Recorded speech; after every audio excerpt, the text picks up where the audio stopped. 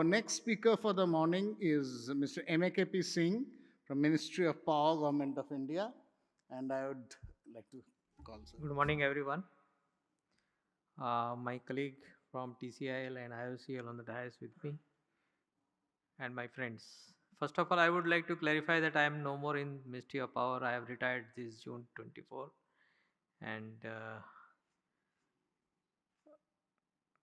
my colleagues have shared a lot about the developing story in the telecommunication and the oil sector. I would like to share something from the power sector, which I was pursuing as a member hydro, and we all know that we are moving from fossilized fuel to non-fossil, and we have set a target of 2070 for net zero emission actually.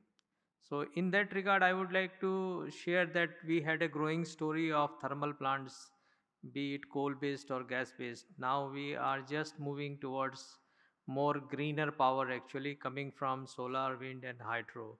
We have set a target of 500 gigawatt by 2030 actually.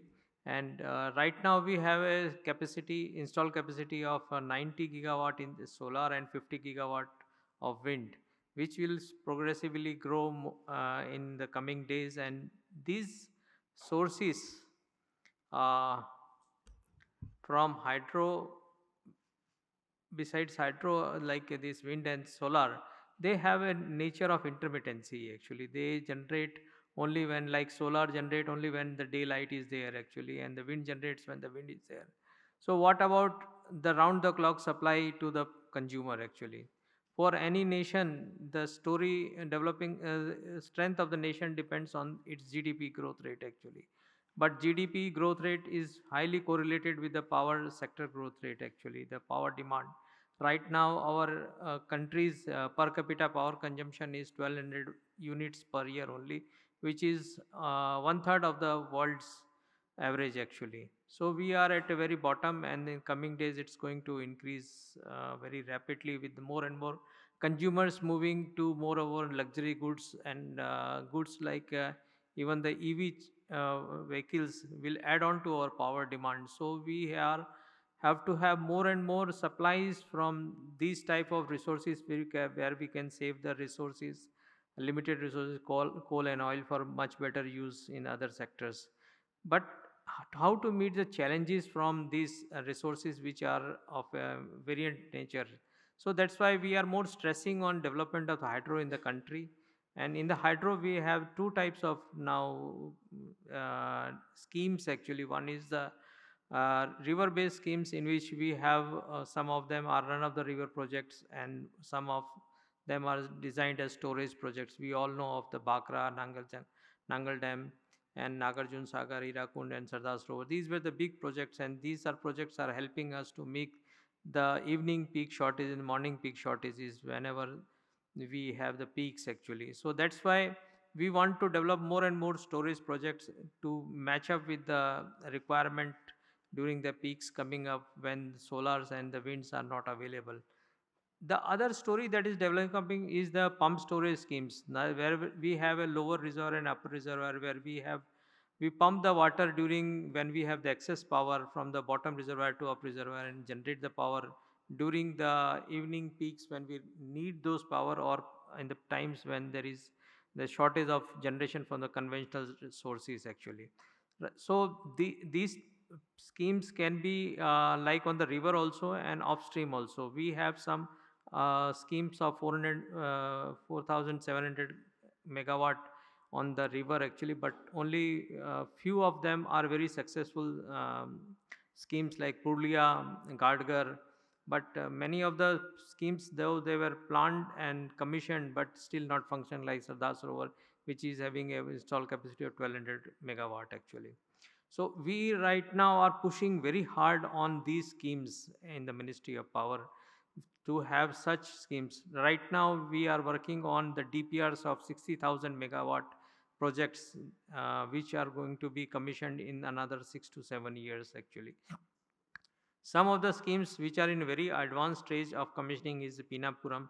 We have made a paradigm shift. Like earlier, these projects like hydro projects were getting commissioned in 10 years. But these when private players now finding more and more lucrative means of making the money in the very short time, actually they are venturing into these pump storage schemes in the especially in the off stream, actually, where they could find depression, and they could find a flat land to build the reservoirs. Pinapuram has set a benchmark for other PSUs to commission the project in 36 months, actually. That is a big story. When I was talking to people from other countries also, they were saying, feeling that it is impossible to construct such a large hydro capacity projects in 36 months. That sort of story is developing, and we need more and more. Why? Because if we don't build these pump storage schemes, we have to depend heavily on the battery store for the storage, actually. Right now the technology is lithium ion based technology, which is costly, and that is going to make the power very costly for consumers. So that's why we are emphasizing more and more on pump storage schemes. If the battery storage price falls down, then we may get respite, actually, but it's unlikely, because the lithium capacity or mines which has been captured totally by the China, 90% of the mines have been taken over by the Chinese. So we will be finding it very difficult to get the lithium to make batteries cheaper for us, actually. Other technologies are coming up for the battery, but it will take time to mature, actually, like vanadium based or sulfide based also. So that's a area of thrust area for our Ministry of Power, where we want to go, the capacity addition at a faster rate in hydro.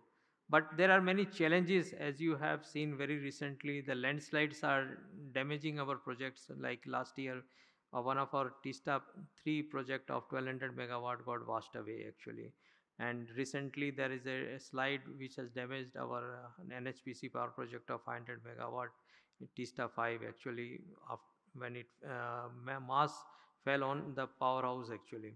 So these are the challenges which we need to address through some better understanding of the geology, and developing some sort of sound practices whereby we can secure the infrastructure of these projects in a manner which we can address the natural calamities, like our friend talked about the cloud burst, actually.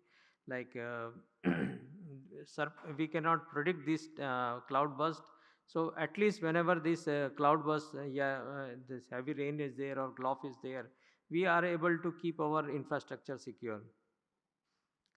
In this story of developing for the meeting our rising power demand, we are moving more and more to the automation system. Like we are now using them for better efficiency and better reliability purpose, actually.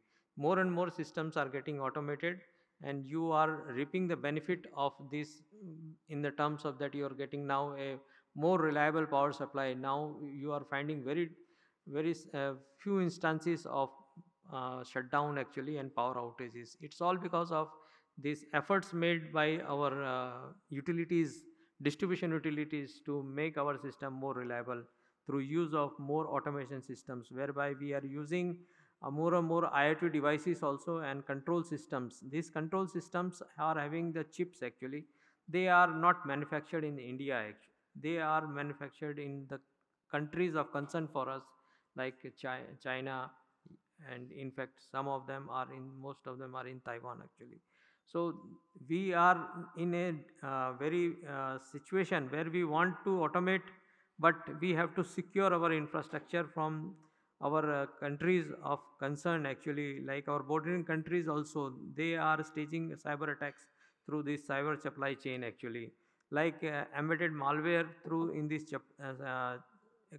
automated chips, components, they are risk to us, actually. How to secure our infrastructure from cyber attacks is a big challenge. We are taking more and more proactive steps to ensure that our utilities are preparing themselves for meeting such contingencies, actually. Now recently, very our CA has issued cyber security regulations for public comments. I would request all of you to go through it and see that if you can add to the value to these regulations. Earlier we had issued cybersecurity guidelines, like, for power sector, which had proved very much constructive in building the awareness of all our utility, and moreover preparing themselves for maturing in cybersecurity arena actually.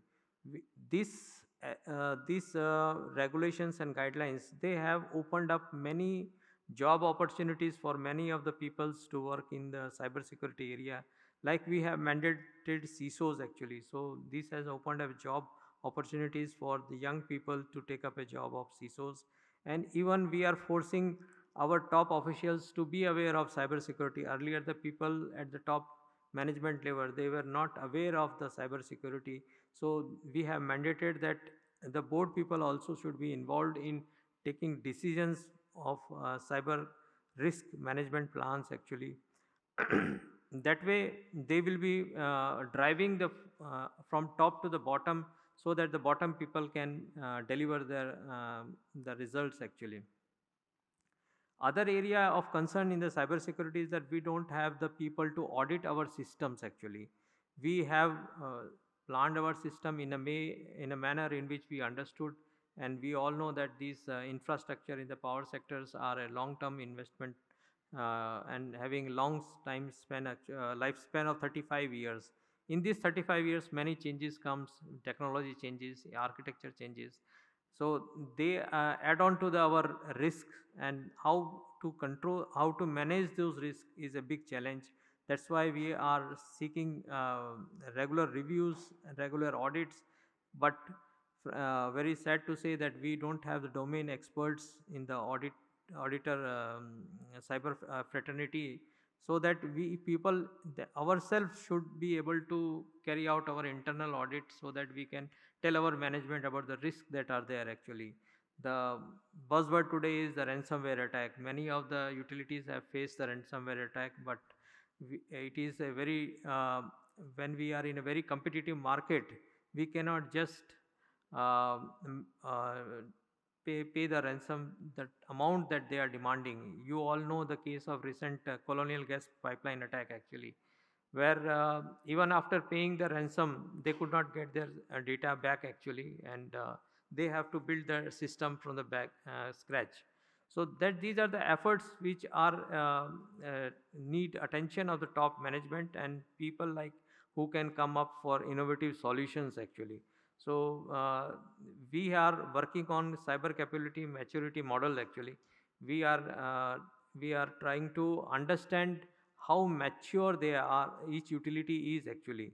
I have joined IIT Kanpur as visiting professor of practice. I am working on three areas actually. One is setting up SOC, Security Operations Center. One is developing the capability mature model, where we are just going to each and every utility, and we this model is based on the uh, reference documents or the practices that the utilities are following. So we would be coming shortly to all of you also one by one actually, and will be assessing your maturity in cybersecurity domain. I would request cooperation with us to help us to build a robust model actually. Further, we are just another aspect that is more important is train the people to ensure cybersecurity. This cybersecurity is a domain where you cannot rely on the AMC people, because it is your system, it is your secret system, where the confidentiality, integrity, and availability is more important. So you cannot rely on them, and we cannot wait till the AMC people comes to contain the infection that is spreading so fast in your system. That's why we want you people to train, and you I would request the top management people who are present here to send all those people to trainings which are available. We have recently developed the capability of this for power sector. We are have initiated the courses in cyber security in three levels: basic, intermediate, and advanced level at a National Power Training Institute. So you can take the advantage of sending people to these to NPTI for getting trained in cybersecurity. And lastly, I would say that all of us also have to be aware in our public, our life, personal life also, to remain cyber aware actually. There are many frauds taking place, which we need to be aware of all ourselves and our family members also, especially the ladies and childrens actually. That's all from my side. Thank you. Thank you, sir. So, throughout the morning session, we heard from eminent speakers from different facets and different segments within the public sector undertakings.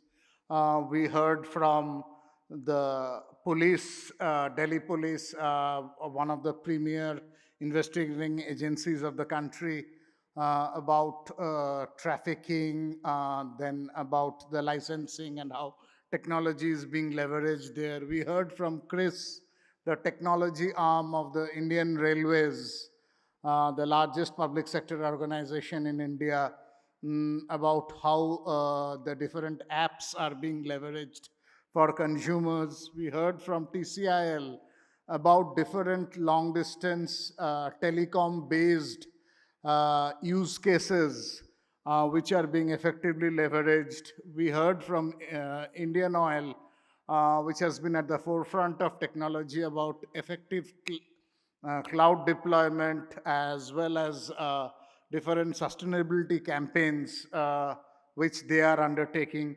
And we heard from the Central Electricity Authority and the Ministry of Power the imperatives of cybersecurity, especially in the power sector and overall PSU in general. With that, we come to an end of the inaugural session, which was basically themed around resilience, sustainability, and innovations which are being done in the public sector.